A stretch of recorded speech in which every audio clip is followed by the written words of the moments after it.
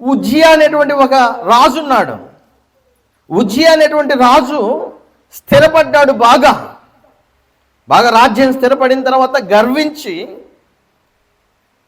లేవీయులు చేయాల్సినటువంటి పనిని తాను చేయటానికి పూనుకొని బలిపీఠం మీదకి వెళ్ళి దేవునికి బలి అర్పించడానికి వెళ్తే అప్పటికి కొంతమంది యాజకులు వచ్చి, ఇది సరైన పద్ధతి కాదు, నీకు ఈ పని లేవీయులది, నీది కాదు అని చెప్తే వాళ్ళ మీద కోపగించుకొని ఆయన వెళ్ళి ధూపపీఠము పక్క అతడు ఉంటే ధూపం వేయటానికి, ధూపార్తి ఇతను కూడా ధూపం వేయటానికి వెళ్ళాడు.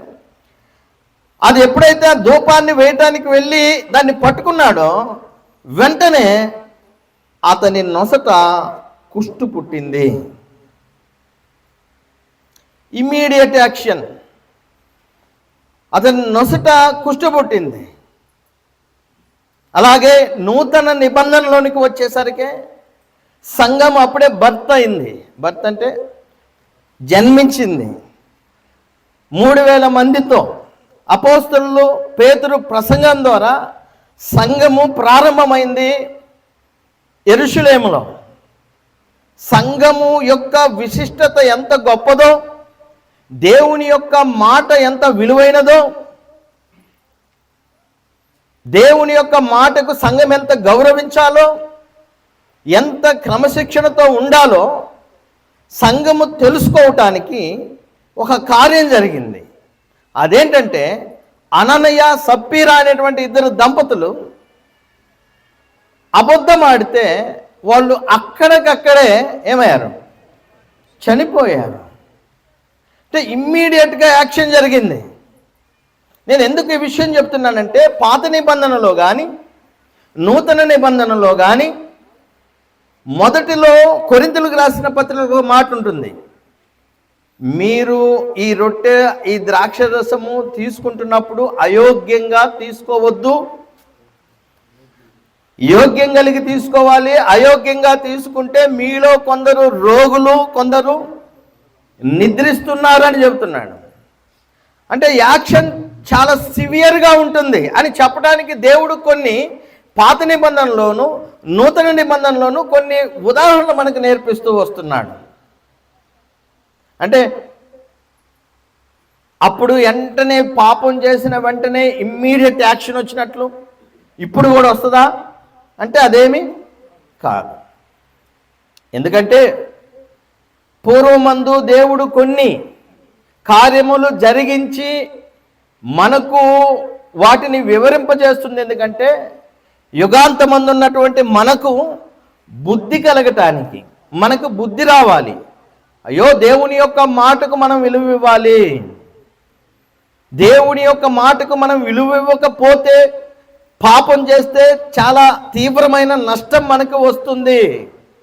దేవుడు మన నుంచి క్రమశిక్షణ కోరుకుంటున్నాడు అనేది మనకు అర్థమయ్యి ఇప్పుడు జాగ్రత్త వహించాలి.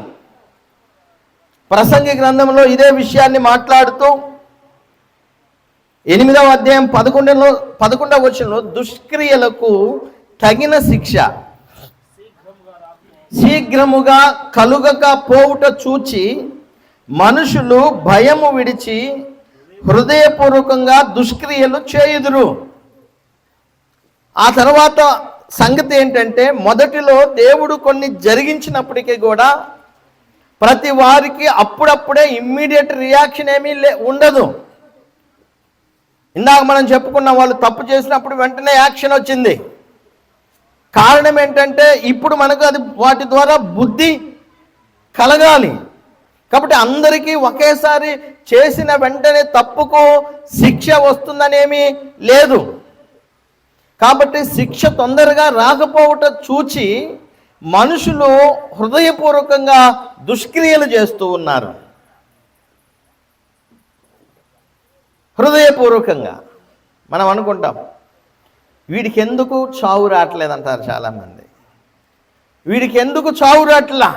ఎందుకంటే వాడు చేసే దుష్క్రియలను బట్టి జనాలకు విసిగిపోయి, లోకంలో మీరు గమనించినట్లయితే వీడికి ఎందుకు చావు రావట్లేదు అనేటట్లుగా మనుషుల యొక్క ప్రవర్తనలు ఉన్నాయి. మీరు ఒకసారి సెర్చ్ చేస్తే కసాయి తండ్రి, కసాయి కుమారుడు, కసాయి కూతురు,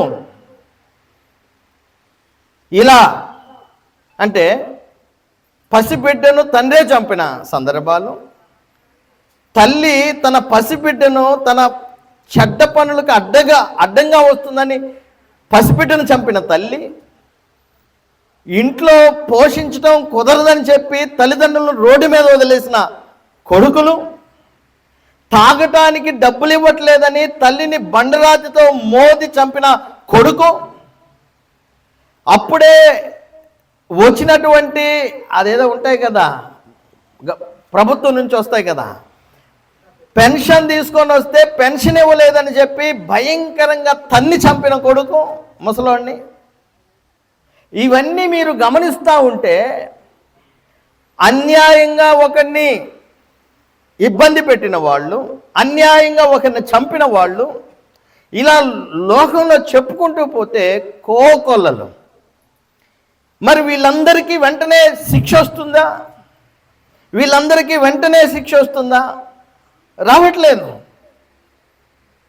వీళ్ళందరికీ వెంటనే శిక్ష రాకపోవటం చూసి వాళ్ళు ఏమనుకున్నారంటే ఇంకా దుష్క్రియలు చేస్తూ ఉన్నారు. కానీ ఆ కింద వచనంలో మాత్రము ఒక మాట మాట్లాడుతున్నాడు. ఆ కింద వచనాల్లో 12వ వచనం చూడండి. ప్రసంగి గ్రంథం 12వ అధ్యాయము 8వ అధ్యాయము 12-13 వచనాలు చూస్తే మనము, పాపాత్ములు 100 మారులు దుష్కార్యము చేసి దీర్ఘాయుష్మంతులైనను దేవుని యందు భయభక్తులు కలిగి ఆయన సన్నిధికి భయపడువారు క్షేమముగా ఉందురనియు, భక్తిహీనులు దేవుని సన్నిధిని భయపడరు గనుక వారికి క్షేమము కలగదనియు, వారు నీడ వంటి దీర్ఘాయువును పొందకపోవుదురనియు నేను ఎరుగుదును. అంటే భక్తిహీనతకు శీఘ్రంగా వెంటనే శిక్ష రాకపోయినా వారి యొక్క జీవితం అనేది క్షేమముగా ఉండదు. వారి జీవితము క్షేమముగా ఉండదు. టెన్షన్స్, ప్రాబ్లమ్స్, ఇబ్బందులు, సమస్యలు బైబిల్ స్పష్టంగా చెబుతుంది. అంతేకాదు దేవుడు తగిన సమయంలో తగిన కాలంలో వారికి శిక్ష విధిస్తాడు. హెబ్రీయులకు రాసిన పత్రిక 10వ అధ్యాయము 30-31 వచనంలో పగ తీర్చుట నా పని, దేవుడు చెప్తున్నాడు, పగ తీర్చుట నా పని, నేనే ప్రతిఫలమిత్తును, ఇంకా తన ప్రజలకు తీర్పు తీర్చుననియు చెప్పిన వానిని ఎరుగుదము కదా, జీవము గల దేవుని చేతిలో పడుట భయంకరము, జీవం కలిగిన దేవుని చేతిలో పడుట భయంకరము. శిక్ష శీఘ్రముగా రాకపోయినా ఇమ్మీడియట్గా అప్పుడప్పుడే ఉజ్జా మీదకు, లేకపోతే నాదాబు అబీహుల మీదకు, లేకపోతే ఉజ్జియా మీదకు వచ్చిన శిక్షలాగా రాకపోయినా ఇప్పుడు సమయం మాత్రం ఉంది. గ్రాడ్యువల్గా వారికైతే శిక్ష మాత్రము తప్పదు. రోమిలకు రాసిన పత్రిక 2వ అధ్యాయము, అది జడ్జిమెంట్ డే రోజైనా సరే, తీర్పు రోజైనా సరే, 2వ అధ్యాయం 8-9 వచనాల్లో, అయితే భేదములు పుట్టించి సత్యమునకు లోబడక దుర్నీతికి లోబడి వారి మీదకి దేవుని ఉగ్రతయు రౌద్రమును వచ్చును. దుష్కార్యము చేయు ప్రతి మనుషుని ఆత్మకు మొదట యూదునికి గ్రీసు దేశస్థునికి కూడా శ్రమయు వేదనయు కలుగును. జడ్జిమెంట్ డే ఉంది. ఆ రోజున ఆయన చేతిలో నుండి తప్పించుకోలేరు. ఆ రోజు మీ ఆత్మలు పడే ఆవేదన నుండి ఎవడు మిమ్మల్ని తప్పించలేడు. దేవుని యొక్క ఉగ్రత ఒకరోజు వారి మీదకి రాబోతుంది.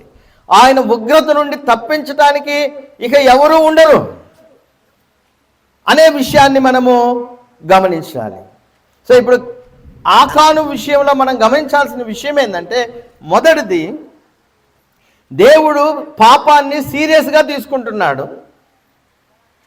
దేవుడు తన ప్రజలను డిసిప్లిన్గా, క్రమశిక్షణగా ఉండాలని కోరుకుంటున్నాడు.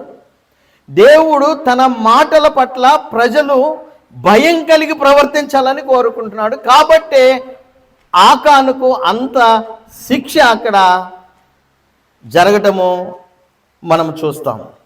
ఆ తర్వాత మనం నేర్చుకునే మరొక విషయం ఏంటంటే, పాపం అనేది దాగదు. పాపము దాగదు. ఈరోజు పాపాలను గురించి ఓదరగొట్టి చెప్తున్నా కానీ కనీసం భయం కూడా లేకుండా పాపాలు చేస్తున్నారు.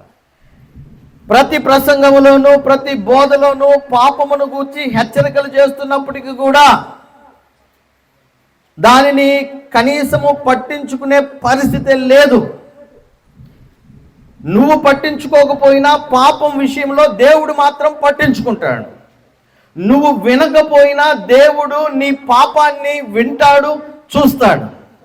నువ్వు సరిగ్గా దాని గురించి నాకు అవగాహన లేదనుకున్నా కానీ దేవుడు దానిని లెక్కలోనికి తీసుకొని వస్తాడు. సామెతల గ్రంథము 15వ అధ్యాయం 3వ వచనంలో, యెహోవా కన్నులు ప్రతి స్థలము మీద ఉండును, చెడ్డవారిని మంచివారిని అవి చూచుచుండును. యెహోవా యొక్క కన్నులు ప్రతి స్థలము మీద ఉంటాయి. ఆయన మంచివారిని చూస్తాడు, అలాగే చెడ్డవారిని చూస్తాడు. హెబ్రీయులకు రాసిన పత్రిక 4వ అధ్యాయం 13వ వచనము, మరియు ఆయన దృష్టికి కనబడని సృష్టము ఏదియూ లేదు.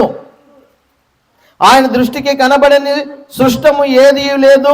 మనం ఎవరికి లెక్క ఒప్పజెప్పవలసి ఉన్నదో ఆ దేవుని కన్నులకు సమస్తమును మరుగులేక తేటగా ఉన్నది. మనం ఎవరికి లెక్క అప్పజెప్పవలసిందో ఆ దేవుని యొక్క కన్నులకు సమస్తమును మరుగు లేకుండా తేటగా ఉంది. Maybe we did sins in the darkness. కొంతమంది చీకట్లో చేస్తుంటారు, లేకపోతే మొత్తం క్లోజ్డ్ డోర్స్లో చేస్తుంటారు. నువ్వు ఎంత క్లోజ్డ్ డోర్స్లో చేసినా, ఎంత చీకట్లో చేసినా దేవుని కనుదృష్టి నుండి తప్పించుకోలేము. అందుకే ప్రకటన గ్రంథంలో 1వ అధ్యాయము 14వ వచనంలో, 19వ అధ్యాయము 12వ వచనంలో ఆయన నేత్రములు అగ్ని జ్వాలల వంటివి అని తన నేత్రాలను అగ్ని జ్వాలలతో పోలుస్తున్నాడు. ఎందుకు అగ్ని జ్వాలలతో దేవుని యొక్క నేత్రాలను పోలుస్తున్నాడు, లేదా ప్రభు యొక్క నేత్రాలను అగ్ని జ్వాలలతో పోలుస్తున్నాడంటే అగ్నికి ఏది కూడా మరుగుగా ఉండదు, చీకటి అనేది ఉండదు. స్పష్టంగా అగ్ని ఎక్కడంతో అక్కడ స్పష్టంగా కనిపిస్తుంది. ఏ ప్రభు వారి యొక్క కను దృష్టి కూడా అటువంటిదే. చూడండి, యెషయా అనేటువంటి ఒక ప్రవక్త హిజ్కియా అనేటువంటి ఆయన దగ్గరికి వచ్చి, ఒక రాజు దగ్గరికి, నీ కన్నీళ్లు నేను చూచాను అన్నాడు. అదేంటి, నా కన్నీళ్లు? యెషయా ఎక్కడ చూశాడా? హిజ్కియాకు మరణకరమైన రోగం వచ్చినప్పుడు ఆయన ఒక్కడే పోయి గోడ తట్టు తిరిగి దేవునికి ప్రార్థన చేసి కన్నీళ్లు విడిచాడు. ఎవరికీ తెలియదు అది. ఆయన చీకట్లో ఎక్కడో గదిలో చేస్తే యెషయా వచ్చి అంటాడు, నీ కన్నీళ్లు చూశాను. యెషయా చూశాడా? మరి ఎవరు చూశారు? దేవుడు చూశాడు. దేవుడు చూస్తే యెషయా వచ్చి మాట్లాడుతున్నాడు ఎవరితో?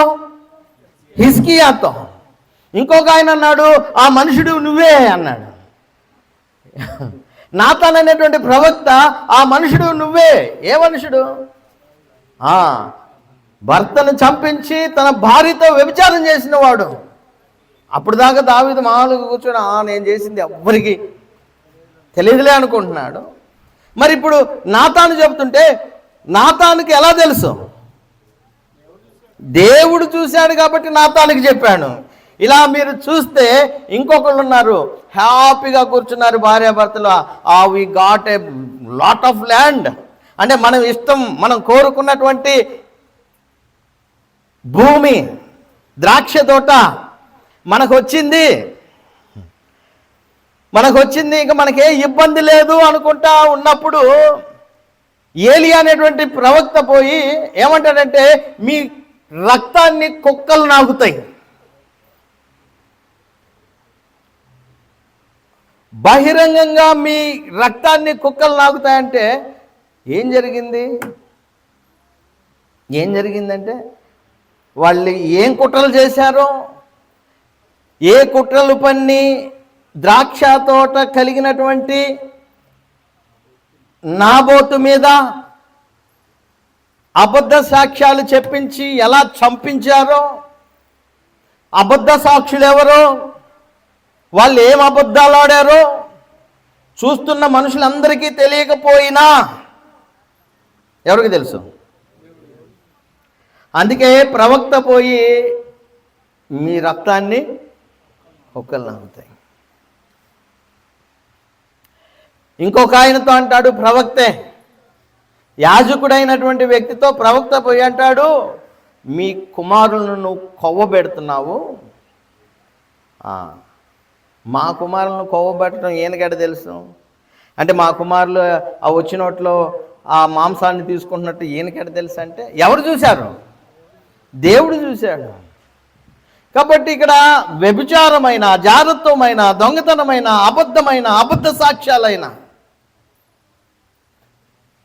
వెనకపడవటాలు, వెన్నుపోట్లు, ఒక వ్యక్తిని పడద్రోయటానికి ఎన్ని కుతంత్రాలు, నువ్వు ఎన్నన్నా వెయ్యి, లేకపోతే ఇతరుని యొక్క వ్యక్తిని చంపి అతని భార్యతో జారత్వం చేసేటువంటి పరిస్థితి, దావీదులాగా ఇలా మనుషులకు తెలియకుండా చేసేటువంటి ప్రతి దుష్కార్యము, దుర్మార్గము, ప్రతి పాపము, ఒకవేళ మన ఇంట్లో మన వాళ్లకు లేకపోతే మీ బంధువులకు మన వాళ్ళకి తెలియకపోయినప్పటికీ కూడా మనం ఎవనికి లెక్క అప్పజెప్పవలసిందో ఆ దేవుని యొక్క కనుదృష్టికి సమస్తమును మరుగులేక ఎలా ఉన్నది? తేటగా ఉంది. మేము నమ్మమంటే మీ కర్మ. మేము నమ్మము అని వాళ్ళ ఇష్టం వచ్చినట్లు చేసినటువంటి వాళ్ళకి తగిన సమయంలో దేవుడు శిక్ష విధించాడు. బహుశా ఆకాను కూడా ఆ వెండిని, ఆ బంగారపు కమ్మిని, ఆ వస్త్రాన్ని దొంగిలిస్తున్నప్పుడు, ఆ గుంట తీసి లోపల దాచిపెడుతున్నప్పుడు నన్ను ఎవరు చూడలేదు కదా అనుకున్నాడు. మనం కూడా అంతే. కాబట్టి దేవుని కనుదృష్టికి సమస్తమును తేటగా ఉంది. ఆయన కనుదృష్టి నుంచి ఎవడు తప్పించుకోలేడు. ఆ తర్వాత దేవునికి వ్యతిరేకంగా ఏ పాపము చేస్తామో ఆ పాపము వల్ల వచ్చేటువంటి ఫలితాన్ని మనము మాత్రమే కాదు, మన వాళ్ళు కూడా అనుభవించాల్సి వస్తుంది. ఆ నష్టాన్ని మన వాళ్ళు కూడా అనుభవించాల్సి వస్తుంది. యెహోషువ గ్రంథం 7వ అధ్యాయం 15వ వచనంలో ఈ మాట ఉంది. అప్పుడు శపితమైనది ఎవని యొద్ద దొరుకునో, దేవుడు అంటున్నాడు, ఎవని వద్ద శపితమైనది దొరుకునో వానికి కలిగిన వారి అందరినీ అగ్ని చేత కాల్చివేయవలెను. ఏలయనగా వాడు యెహోవా నిబంధనను మీరి ఇశ్రాయేలులో దుష్కార్యము చేసిన వాడు ఆయను, వాడు అనెను. యెహోషువ గ్రంథము 7వ అధ్యాయము 24వ వచనము. తర్వాత యెహోషువాయు ఇశ్రాయేలులందరూ జెరహు కుమారుడైన ఆకానును, ఆ వెండిని, ఆ పై వస్త్రమును, ఆ బంగారు కమ్మిని, ఆకాను కుమారులను, కుమార్తెలను, ఎద్దులను, గాడిదలను, మందను, డేరాను వానికి కలిగిన సమస్తమును పట్టుకొని ఆకోరులో ఇల్లోనికి తీసుకొని వచ్చిరి. అక్కడ మొత్తాన్ని కాల్చిపడేశారండి. ఏవేంటివి? ఆకాను కుమారులు, ఆకాను కుమార్తెలు, ఎద్దులు, గాడిదలు, మందలు, డేరా, వానికి కలిగిన సమస్తము.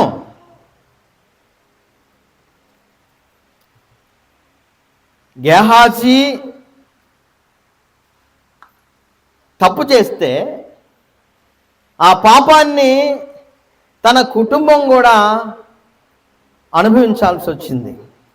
2వ రాజుల 5వ అధ్యాయం 27లో, కాబట్టి నయమానుకు కలిగిన కుష్టు నీకును నీ సంతతికి సర్వకాలము అంటి ఉండును. పాపము చేస్తే ఒక్కొక్కసారి మనం అనుకుంటాము దట్స్ ఓన్లీ, అది మనదే, మనకు సంబంధించిందే, అది నాకు సంబంధించిందే, నేనే దాని ఫలితాన్ని అనుభవిస్తా అని కొందరు అనుకుంటారు. కానీ పాపపు ఫలితాన్ని మీ కుటుంబాలు కూడా అనుభవించాల్సి వస్తుంది. పాపపు ఫలితాన్ని కుటుంబాలు కూడా అనుభవించాల్సి వస్తుంది. ఈనాడు ఒక భయంకరమైనటువంటి రోగము పేరెంట్స్కు ఉంటే పిల్లలను కబళించేస్తుంది. పిల్లలు చచ్చిపోతారు. ఎందుకు వాళ్ళు చావాలా? Because of your sin.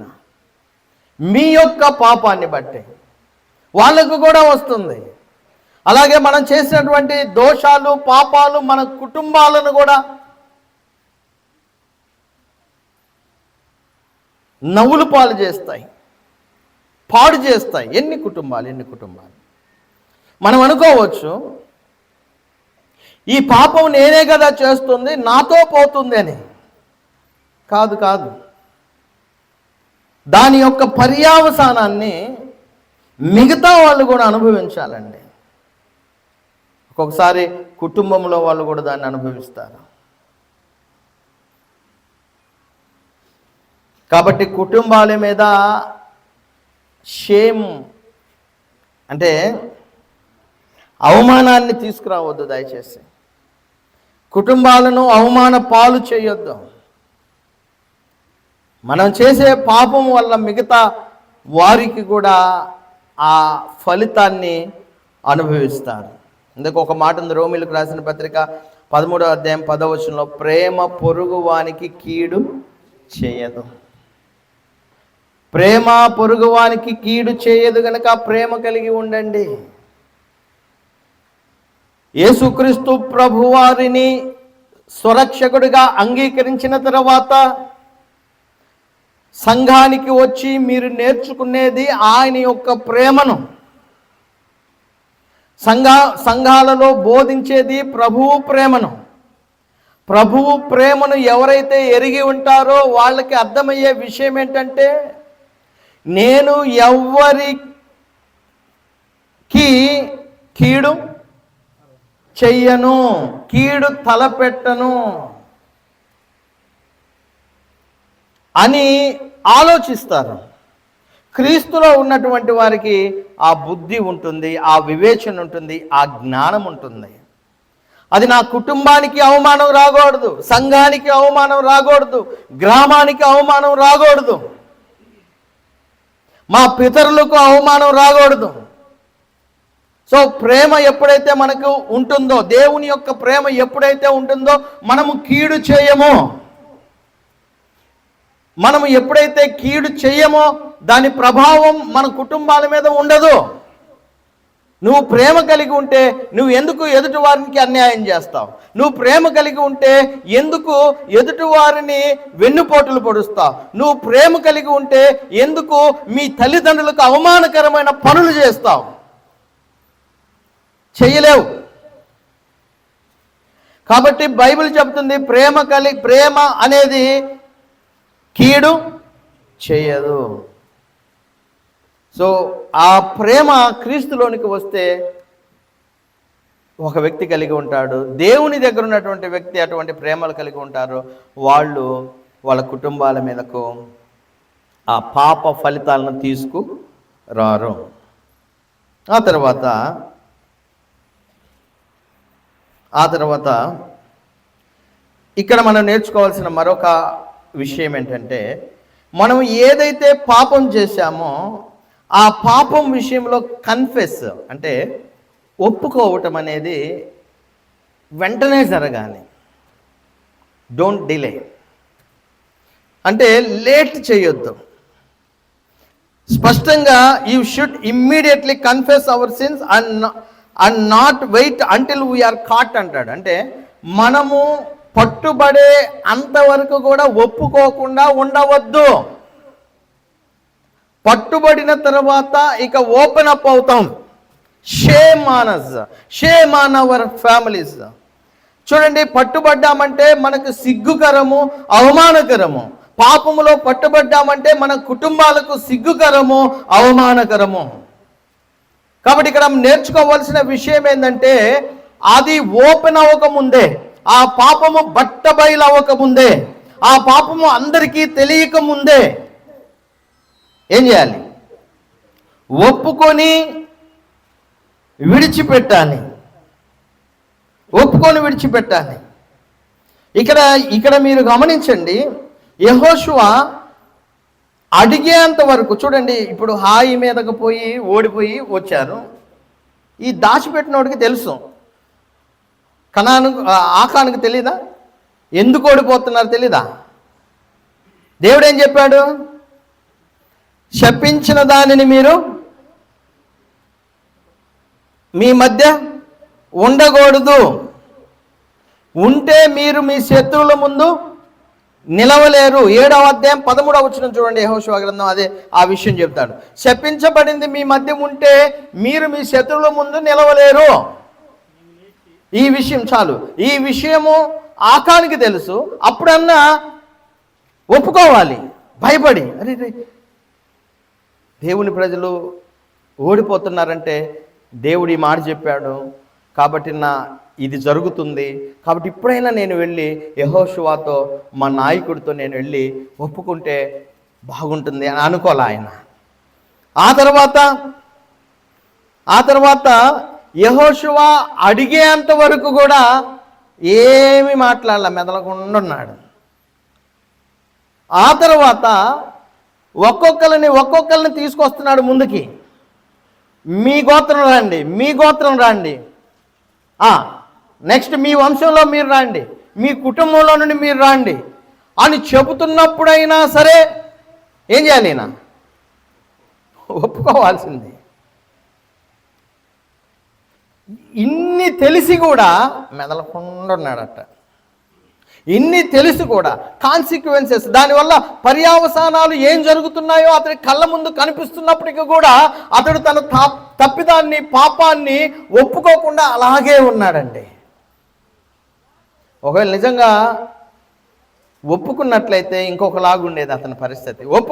తన తప్పును ఒప్పుకొని విడిచిపెట్టినట్లయితే అతని పరిస్థితి మరొకలాగుండేది. ముగింపులోకి వెళ్ళిపోదాం.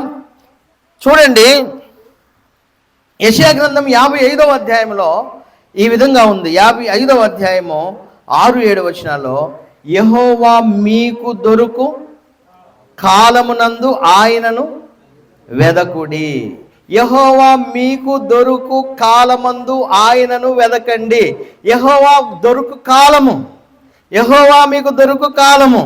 అలాగే ఆయన సమీపములో ఉండగానే ఆయనను వేడుకొనుడి.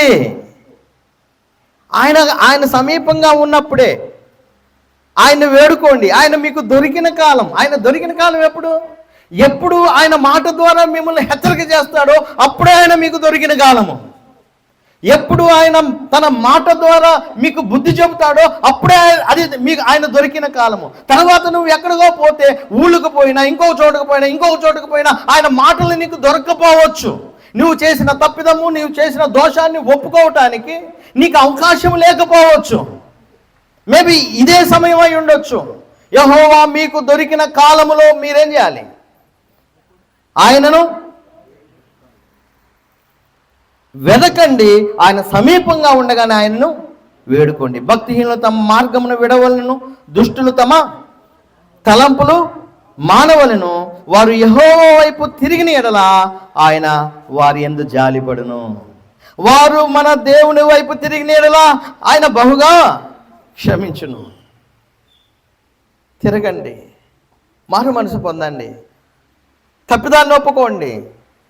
పాపము బట్టబయలయ్యి మీ మీదకి అవమానము, సిగ్గు, నిందలు తేకముందే మేలుకొని మీ తప్పిదాలను ఒప్పుకొని దేవుని దగ్గర విడిచిపెట్టడం మంచిది. సామెతలు 28:13, అతిక్రమంలో దాచువాడు వర్ధిల్లడు, వాటిని ఒప్పుకొని విడిచిపెట్టువాడు కనికరం పొందును. నిత్యము భయము కలిగి ప్రవర్తించువాడు ధన్యుడు, హృదయమును కఠినపరుచుకుని వాడు కీడులో పడును. సో ఇక్కడ మనం గమనించాల్సిన విషయం ఏంటంటే, ఒకవేళ ఆకానికి ఒక మంచి సమయం ఉంది, ఇన్ని జరుగుతున్నప్పుడన్నా కనీసం వచ్చి తన తప్పిదాన్ని ఒప్పుకున్నట్లయితే బహుశా ఆయన పరిస్థితి వేరుగా ఉండేదేమో. ఎందుకంటే యెహోవా కనికర పూర్ణుడు, ఆయన బహుగా క్షమించే దేవుడు. ఆయన తట్టు తిరిగితే ఆయన కాదనేవాడు కాదు. మనల్ని ఆయన అంతగా ప్రేమిస్తున్నాడు. చివరిగా విషయాన్ని చెప్పి నేను ముగింపులోనికి వెళ్తా. గమనించండి, సంఘము, స్థానిక సంఘము ఇటువంటి తప్పిదాలు, ఇటువంటి విషయాలు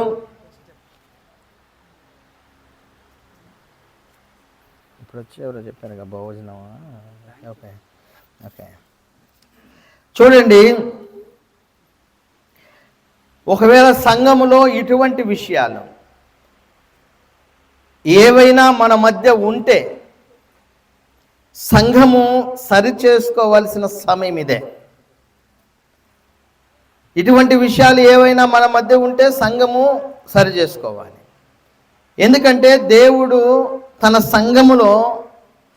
సంఘములో పాపానికి చోటు ఇవ్వడు. ఒకవేళ బయట వాళ్ళు అనుకోవచ్చు, రే ఇటు చర్చికి పోతా, ఏమో చర్చికి పోతా, ఏం మారింది, ఏం ప్రయోజనము, వీళ్ళు ఇట్లానే ఉంటారు,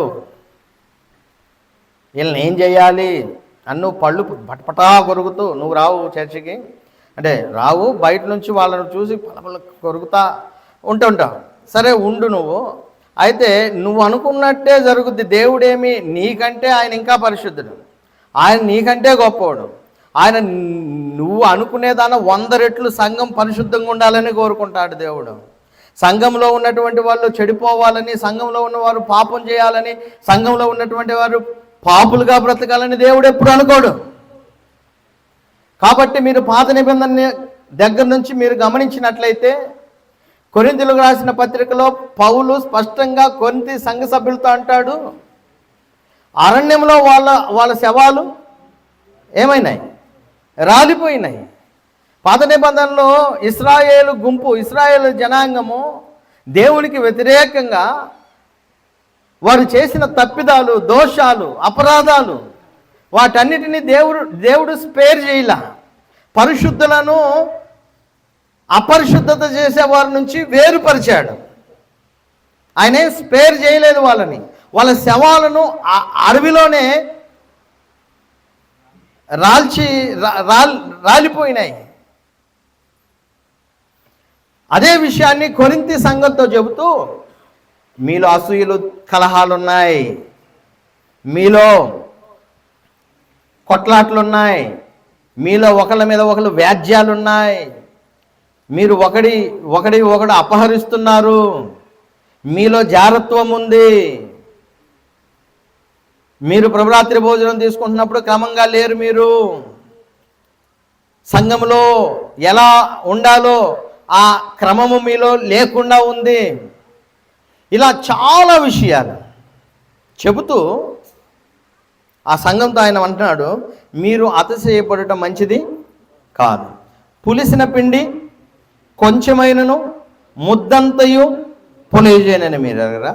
మీరు పులిపిండి లేని వారు కనుక క్రొత్త ముద్ద ఒకటికై ఆ పాతదైన పులిపిండిని తీసి పారవేయడి అని చెబుతూ, జారులతో సాంగత్యము చేయవద్దని నా పత్రికలో మీకు రాసి ఉంటిని. జారులతో సాంగత్యము చేయవద్దని నా పత్రికలో మీకు రాసి ఉంటిని. అయితే ఈ లోకపు జారులతోనైనను, లోబులతోనైనను, దోచుకుని వారితోనైనను, విగ్రహారాధికులతోనైనను ఏమాత్రం సాంగత్యము చేయవద్దని కాదు. అంటే we can friendship with them, and we can convert them. అంటే లోకంలో ఈ చెడు చేసేటువంటి వాళ్ళతో క్రైస్తవుల సహవాసం ఉండొచ్చు. కారణం ఏంటంటే క్రీస్తు ప్రేమను వాళ్ళకి చెప్పి వాళ్ళని ప్రభువులోకి తీసుకురావడానికి. అయితే ఇప్పుడైతే సహోదరుడు అనబడిన వాడు అంటే బాప్తిసం పొంది సంఘ సభ్యత్వాన్ని తీసుకొని వారం సంఘానికి వస్తూ ప్రభు బలలో పాలు పొందుతూ ఉన్నటువంటి సహోదరుడు అనబడేటువంటి వాడు ఎవడైనా జారుడు కానీ, లోబి కానీ, విగ్రహారాధికుడు కానీ, తిట్టుబోతు కానీ, తాగుబోతు కానీ, దోచుకునేవాడు కానీ అయ్యున్న ఎడల అట్టి వానితో సాంగత్యము చేయకూడదు, ఇంకా భుజింపను కూడదని మీకు వ్రాయిచున్నాను. వెలుపుల వారికి తీర్పు తీర్చుట నాకేలా, వెలుపుల వారికి దేవుడే తీర్పు తీర్చును కానీ మీరు లోపటి వారికి తీర్పు తీర్చువారు కనుక ఆ దుర్మార్గుణ్ణి మీలో నుండి ఏం చేయమన్నాడు? వెలివేయండి. ఆ దుర్మార్గుణ్ణి మీలో నుండి వెలివేయండి. కానుక ఎక్కువ ఇస్తాడు, మాకు దగ్గర బంధువు, మా చుట్టము, తాగొచ్చినా పర్వాలా, బూతులాడినా పర్వాలా, ఈ ఈ కథలు ఇవన్నీ ఉండకూడదండి. బైబిల్ ఏమని చెప్తుందంటే స్పష్టంగా, ఇప్పుడు సహోదరుడు అనబడిన వాడు ఎవడైనా సరే, బాప్తిసం పొంది క్రీస్తులోనికి వచ్చిన వాడు ఎవడైనా సరే, విగ్రహారాధికుడు కానీ, లోబి కానీ, దోచుకునేవాడు కానీ, జారుడు కానీ, తిట్టుబోతు కానీ, తాగుబోతు కానీ అయ్యున్న ఎడల వానితో సాంగత్యము చేయవద్దు, వానితో సాంగత్యం చేయవద్దు, వానిని వెలివేయండి. కాబట్టి పాపం అనే దాన్ని చాలా జాగ్రత్తగా తీసుకోవాలి. చూడండి, ఈ ఆశ అనేది ఇప్పుడు ఆశించే కదా ఆకాను ఏం చేశాడు? ఆకాను ఆశించి దాన్ని దాచిపెట్టుకున్నాడు, దాని యొక్క ఫలితాన్ని అనుభవించాడు. ఈ విషయంలో ఒక ఆయన ఒక విషయాన్ని ఈ విధంగా చెబుతున్నాడు. అదేంటే ఆశ అనేది, లేకపోతే ఇది మనల్ని పాపంలో పట్టేస్తుందండి. ఆశించటము అదేదైనా సరే. ఆయన బంగారాన్ని ఆశించాడు, వెండిని ఆశించాడు, వస్త్రాన్ని ఆశించాడు. మనకు కూడా చాలా ఆశలు ఉండవచ్చు, మనకు కానివి, దేవుడు వద్దన్నవి, దేవునికి వ్యతిరేకమైనవి, అత్యాశ, దురాశలు, వాటిని పొందడానికి మనం చేసే తప్పులు, వాటిలో మనం చిక్కబడతామండి. ఇద్దరున్నారంట, ఇద్దరు వ్యక్తులు ఇద్దరు కూడా ఎక్కువ ఆశ బోతులోను, ఎక్కువ ఆశ పడేటువంటి వాళ్ళు. అయితే వారిద్దరి దగ్గరికి ఒక ఆయన వచ్చి ఏమన్నాడంటే, మీకు ఒక ఆఫర్ ఇస్తున్నాను నేను. ఆ ఆఫర్ ఏంటంటే, మీలో ఎవడు ఏది మొదట అడుగుతాడో రెండో వాడికి అది డబుల్ ఇస్తా అన్నాడు. అంటే ఇద్దరు ఆశబోతుల్ని ఒక ఆయన ఆఫర్ ఇచ్చాడు. అదేంటంటే, మీలో ఎవడు ఫస్ట్ ఏది అడుగుతాడో, అది బంగారం అడగొచ్చు, ఇంకేదైనా, ఫస్ట్ అడిగిన వాడికంటే రెండో వాడికి డబుల్ ఇస్తా అన్నాడు. అప్పుడు ఎవరు అడుగుతారు? మీరు చెప్పండి. ఫస్ట్ అడిగిన వాడికంటే రెండో వాడికి డబుల్ ఇస్తానంటే ఎవరు అడుగుతారు? ఎవరు అడగరు, అంతే కదా. ఆశపోతులైతే ఎవడు అడగడు. ఎందుకు? నేను కేజీ బంగారం అడిగితే రెండో వాడు అడగలేదు కదా, వాడికి ఎంత వస్తుంది? 2 కేజీలు వస్తుంది. కాబట్టి సైలెంట్గా ఉన్నారు. నువ్వు అడుగు అనుకుంటున్నారు. అయితే ఒక వ్యక్తి ఏమన్నాడంటే, కొద్దిగా బలవంతుడైన వాడు ఇంకొకటిగా చొక్కా పట్టుకొని, గొంతు పట్టుకొని, చంపేస్తా, ముందు నువ్వు అడిగితేనే నేను వదులుతా, లేకపోతే చంపేస్తానంట. వెంటనే వాడు భయం పుట్టి, నా ఒక కన్ను తీసేయన్నంట. అందరికీ తెలుసు, ఒక కన్ను తీసేయి అన్నాడంట. అప్పుడు రెండో వాడికి ఏమైంది? 2 కళ్ళు తీసివేయబడ్డాయి. రియల్గా ఒక విషయము జరిగిందండి. అదేంటంటే, ఇటలీ ప్రాంతంలో వాల్కనా ఉంటాయి కదా, అంటే అగ్నిపర్వతాలు పేలి ఆ అగ్నిపర్వతాల యొక్క శిథిలాలు దగ్గర పనోళ్ళు వచ్చి అక్కడ ఒక కట్టడం కట్టడానికి అవి తీస్తూ ఉన్నప్పుడు ఒక లేడీ శవము, అంటే కార్ప్సెస్ అంటారు, అంటే శవము, చచ్చిపోయిన శవము, చాలా ఒక బొమ్మలాగా అలాగే ఉందంట, పాడవకుండా ఆ వాల్కనాలో. ఆమె ఒక చేత్తో జ్యువెల్, అంటే బంగారం, జూయల్ అంటే నగలు అయ్యే ఉంటాయి కదా, వాటిని పట్టుకొని అలాగే చచ్చిపోయింది. ఇప్పుడు విషయం ఏంటంటే అది పట్టుకుంది, జూయల్ ఉంది, కానీ ఆమె జీవము లేదు. ఏమర్థమైంది మీకు? అంటే బాల్కనీ నుంచి ఆమె తప్పించుకొని పోవచ్చు, దాన్ని తీసుకోకుండా వెళ్తే తప్పించుకునిద్ది. కానీ ఆ అగ్నిపర్వతం లావా వస్తున్నప్పుడు ఆమె ఏం చేస్తుందంటే ఆ జూయల్ తీసుకొని వెళ్దామని దాన్ని పట్టుకుంది. ఈలోపు వచ్చి ఆమె అలాగే చనిపోయింది. చూడండి, ఇట్లాంటి చెప్పుకుంటే కోకొల్లల ఉదాహరణలు, ఇవన్నీ కోకొల్లల ఉదాహరణలు చెప్పుకోవాలంటే. అంటే మన యొక్క మన ఆశలు మనల్ని ఎంతగా పతనం చేస్తాయో, ఎంత నాశనం చేస్తాయో మనము ఆకాను అనే వ్యక్తిని చూస్తే మనకు అర్థమవుతుంది. కాబట్టి ఈ రాత్రికాల సమయంలో కూర్చున్నటువంటి మనలో ఒకవేళ సంఘంలో ఇటువంటి వ్యక్తిత్వాలు కలిగినటువంటి వాళ్ళు ఉంటే వాటిని మానేసేయాలి. ఒకవేళ ఇంకా క్రీస్తులోనికి రాకుండా పాపములోనే జీవిస్తున్న వాళ్ళు ఎవరైనా ఉంటే యేసుక్రీస్తును సొంత రక్షకుడిగా అంగీకరించండి. క్రీస్తులోనికి వస్తే ఈ పాపాలు మనం చేయము, ప్రేమ కలిగి ఉంటాము, మనము బాగుంటాము, మన కుటుంబాలు బాగుంటాయి, మన ఆత్మలు అంటే రక్షణకరమైన స్థితిలో ఉంటాయి. ఒకరోజు మనం ఈ దేహాన్ని విడిచిన నిత్యత్వంలో పరలోకంలో దేవునితో సదాకాలము ఉంటాము. కాబట్టి ఆకాను నుంచి ఈరోజు ఈ పాఠాలు మనం నేర్చుకొని దేవునికి అనుకూలంగా జీవిద్దాం.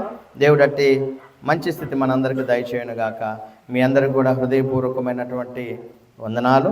అలాగే అవకాశం ఇచ్చినటువంటి స్థానిక సంఘ సువార్థికులు ఇరువురు సహోదరులు సాల్మన్ గారికి, ఆనంద్ గారికి, మిగతా దైవజనులందరికీ కూడా హృదయపూర్వకమైన వందనాలు.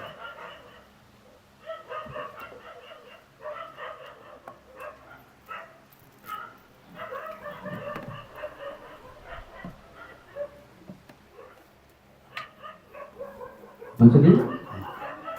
సహోదరులు ఇంతవరకు చక్కటి వర్తమానాన్ని మనం చూస్తున్నారు. ఆకారం గురించి మనం నేర్చుకోవాలి. ఆకారం పాపాలు దాచి